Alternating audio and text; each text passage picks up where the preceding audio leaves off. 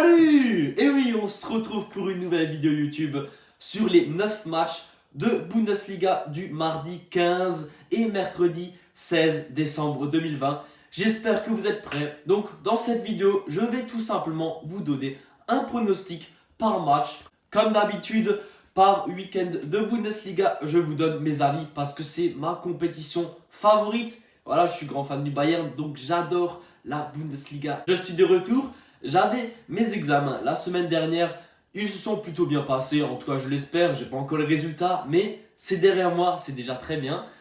Et donc maintenant tout simplement je peux me relancer sur YouTube, je peux de nouveau me concentrer dans les pronos, dans les paris sportifs, passer mon temps à analyser les matchs comme ce que j'ai fait pour cette vidéo. Je tenais aussi à vous dire que, attention, les matchs de Bundesliga sont un peu tendus. On n'est pas à l'abri des surprises. On verra bien. En tout cas, j'ai pris ça en compte. J'ai pris le week-end dernier en compte. Et je tenais également à vous dire, oui, je sais que le Bayern a perdu. Et Dortmund a perdu. Et beaucoup de grands clubs ont perdu également. Dans une équipe de foot, peu importe si c'est le Bayern, si c'est Dortmund, si c'est le Real, si c'est Barcelone, peu importe. Ce sont des humains. Et ces humains-là, ils enchaînent beaucoup trop de matchs. Donc le calendrier est beaucoup trop chargé. C'est sûr qu'au bout d'un moment, voilà, ils vont craquer. Par exemple, je vais prendre l'exemple de Dortmund-Stuttgart. Honnêtement, Stuttgart, est-ce que vous savez combien de matchs ils jouent dans la saison? Figurez-vous que Dortmund et Bayern, c'est pareil, jouent en 4 mois autant de matchs que Stuttgart durant toute une saison. Donc vous vous rendez compte à quel point les joueurs du Bayern et de Dortmund vont encaisser. Bah, eux, ils encaissent. L'organisme humain, ce ne sont pas des machines. Donc forcément, quand ils enchaînent les matchs, bah, au bout d'un moment, voilà, tu n'arrives plus à suivre. Voilà, donc c'est normal. Donc c'est tout à fait logique qu'il y ait des surprises comme ça. C'est normal, voilà, c'est normal. Bientôt, il y a la trêve, donc bientôt Noël. Les joueurs pourront se reposer. Après ce repos, bah, à ce moment-là, les matchs auront de nouveau un autre visage. Donc, c'est tout à fait normal qu'il y a des équipes qui perdent, tout simplement. C'est logique. La fatigue s'accumule depuis de nombreuses semaines. Avant que je commence avec les 9 pronostics, tout simplement, j'ai un groupe Telegram. Tu cliques dessus, le lien est dans la description. T'es redirigé dans le groupe. C'est gratuit, ça ne te coûte rien. Rejoins-le tout simplement parce que quand je les compositions officielles, je donne des puteurs comme d'habitude. J'ai également un compte Instagram qui a la même utilité que Telegram. Donc quand je les compos, j'envoie mes petits avis, j'envoie ce que je pense tout simplement, les buteurs et tout ça. Donc vraiment, je vous invite à rejoindre ces deux comptes-là.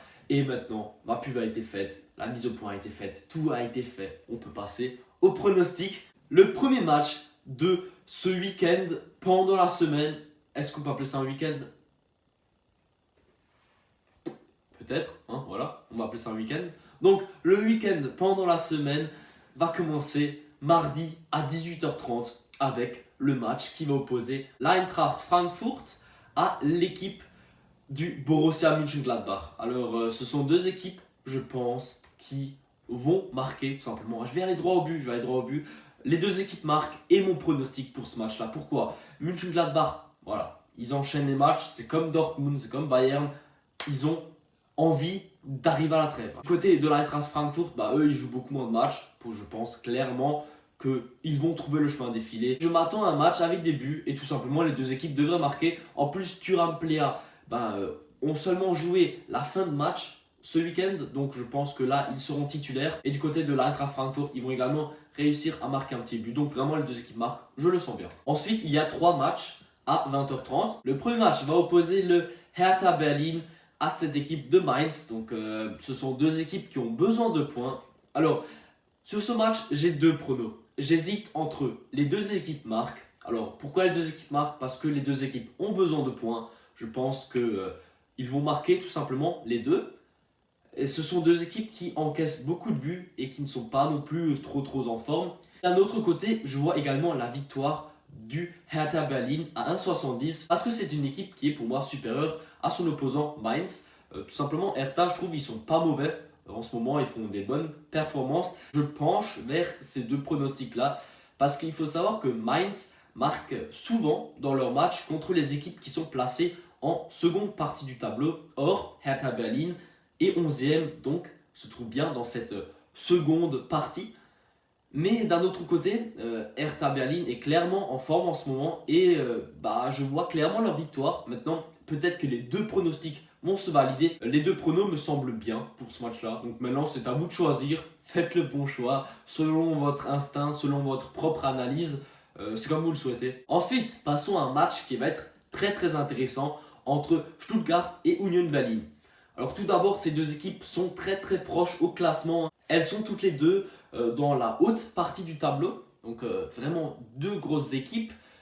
L'Union Berlin a fait 1-1 contre le Bayern. Donc voilà, c'était un match ce week-end. Ils se sont très bien débrouillés. Ce qui m'a énormément choqué parce qu'en fait, il n'y avait pas Kruse. Max Kruse qui est pour moi le meilleur joueur de cette équipe d'Union Berlin. Très bon joueur. Ce joueur sera également absent contre cette équipe de Stuttgart. Stuttgart qui est très en forme. Voilà, ils ont une attaque de feu, ils ont une équipe de feu, comme je l'ai déjà dit dans beaucoup de mes vidéos. C'est une équipe qui est très belle. Elle est montée en Bundesliga cette saison, mais pour moi, voilà, clairement, je le dis dans toutes mes vidéos, c'est une équipe qu'il ne faut clairement pas prendre à la légère. Et donc, tout simplement, pour moi, l'équipe de Stuttgart est supérieure à cette équipe de Union Berlin sans Max Kruse. Pour moi, Max Kruse, c'est vraiment un grand problème quand il n'est pas là. Voilà, cette équipe d'Union Berlin est clairement moins forte. Donc, pour ce match, je penche clairement vers la victoire de Stuttgart qui est cotée à 2,10, donc une très belle cote. Si jamais vous voulez sécuriser, vous pouvez mettre Stuttgart au nul ou alors Stuttgart remboursé si nul. Ça, c'est comme vous le souhaitez, mais moi, clairement, dans ce match, je donne l'avantage à Stuttgart. Ensuite, passons au dernier match de ce mardi qui va opposer Werder Bremen à Dortmund.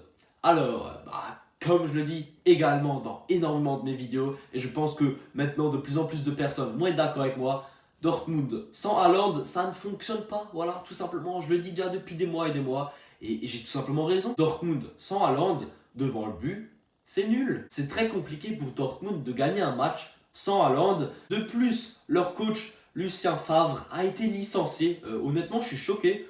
Donc il y en a plein qui vont dire ouais, c'est normal, il fait des mauvaises performances et blablabla. Non, c'est assez étonnant parce que comme je l'ai déjà dit dans cette vidéo, les joueurs de Dortmund sont fatigués, donc c'est pas de sa faute. Lui, il fait de son mieux. Il ne possède pas non plus un effectif énorme, donc voilà, c'est compliqué. C'est tout simplement compliqué. Comme pour le Bayern, c'est pareil.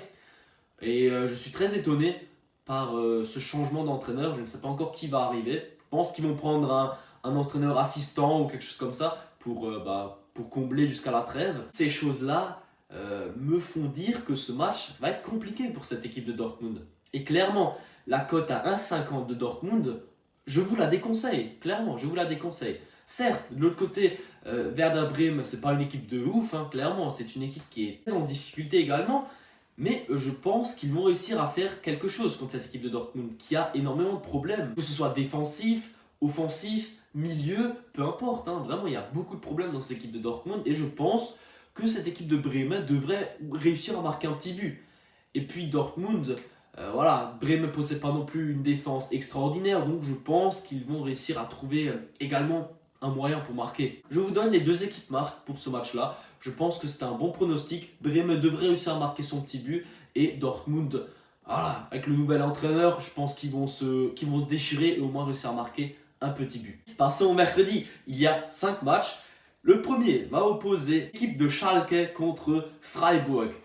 Alors, Schalke, cette équipe qui est toujours encore dernière et qui va rester dernière, je pense. L'équipe de Schalke et va complètement passer à côté de cette saison et je ne serais pas étonné de les voir en seconde Bundesliga la saison prochaine. Malheureusement, voilà, c'est comme ça. Et donc, tout simplement, je vais me pencher vers Freiburg. Je pense qu'ils vont gagner ou faire match nul. Donc, c'est comme vous le souhaitez. Vous pouvez prendre Fribourg ou match nul côté à 1,40.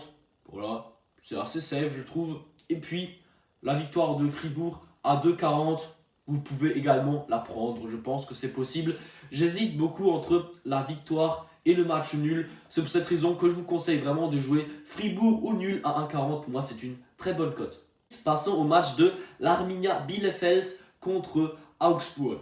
Ce match, je m'attends à un but de chaque équipe. Certes, Niederlechner, donc l'attaquant de Augsburg, a pris rouge, donc il ne sera pas là. Et je pense que cette équipe d'Augsburg va quand même réussir à trouver le chemin des filets. Je sens que l'équipe de Arminia Bielefeld possède pas mal de problèmes défensifs, donc je pense que les deux équipes devront trouver le chemin des filets. C'est pas non plus une énorme confiance, sachant que la cote des deux équipes marques est à 1,70. C'est une très grosse cote. Ce qui veut dire que Les bookmakers ne s'attendent pas vraiment à ce que les deux équipes marquent. Donc, allez-y mollo, mais moi je pense que les deux équipes devraient réussir à marquer un but. Ensuite, passons au match de cette belle équipe, donc le Bayern qui va opposer Wolfsburg. Alors, dans ce match, j'ai une très bonne confiance. C'est un pronostic que je sens très bien. Les deux équipes marquent, encore une fois. Mais pour ce match, je sens bien. Pourquoi? Bayern, on l'a vu, offensivement, ils sont pas mauvais. Ils doivent, à coup sûr, marquer des points pour essayer de prendre cette place de leader avant la trêve hivernale. Donc, je pense qu'ils vont nous mettre l'équipe type avec Lewandowski, avec tout ce qu'il faut en attaque. Bayern possède une attaque de feu. Et par contre, la défense, elle est quand même assez difficile. Hein. Elle est pas ouf. Hein. Donc, je m'attends à ce que cette équipe de Wolfsburg, qui est très en forme en ce moment, souvent elle est menée au score, l'équipe perd 1-0, ils reviennent 2-1, ou ils se laissent jamais faire. Cette équipe va jusqu'au bout. C'est une équipe de guerriers, cette équipe de Wolfsburg, avec un Vergost qui est très fort devant. De plus, Vergost sort d'un doublé vendredi soir qui a offert la victoire à son équipe. Donc, vraiment, je m'attends à ce que il y ait des buts dans ce match et bien sûr les deux équipes marquent. Coté à 1,50, pour moi c'est une très belle cote. Le prochain match qui va opposer le FC Köln à Leverkusen. Alors dans ce match, clairement, pour moi, je donne l'avantage à Leverkusen. Leverkusen, c'est une équipe qui est énormément en forme en ce moment. C'est une équipe explosive. Tout simplement, ils gagnent tous leurs matchs. Très fort, très performante. Honnêtement, j'ai rien à dire. Je pense que cette équipe va l'emporter sur l'équipe de Köln. Bien sûr, il ne faut pas sous-estimer Köln. Il y a l'Europa League encore dans les jambes, donc attention. Mais je pense quand même que cette équipe de Leverkusen veut continuer sa course au titre. Et je pense qu'ils vont gagner ce match. Voilà, clairement, quand à 1,60, la confiance est moyenne. Mais pour moi, voilà, Leverkusen est quand même supérieur à son adversaire. C'est parti pour le dernier match de ce week-end pendant la semaine Bundesliga qui va opposer Hoffenheim au Rasenballsport Leipzig. Donc dans ce match, clairement pour moi, l'équipe d'Hoffenheim a pris 2 rouges. Posch a pris rouge au dernier match et également Grealish qui prend rouge. C'est incroyable. 2 joueurs qui prennent rouge pendant le même match. Ils avaient la dalle, voilà, ils avaient faim. C'est incroyable, je suis assez étonné. Et donc pour moi, suite à ces 2 cartons rouges, à l'accumulation de la fatigue qu'il y a des deux côtés, mais je pense quand même que cette équipe de Leipzig veut gagner cette course au titre et ils vont pas du tout perdre ce match. Au contraire, ils vont gagner ce match. C'est une assez bonne confiance parce que du côté de Leipzig, il y a l'équipe type, tout le monde est là. Angelino qui était reposé au dernier match, je pense que là il va être en forme. Ce petit chauve là, très performant, très bon joueur. Je le trouve tout simplement explosif, percutant, il marque des buts, il est là à fond.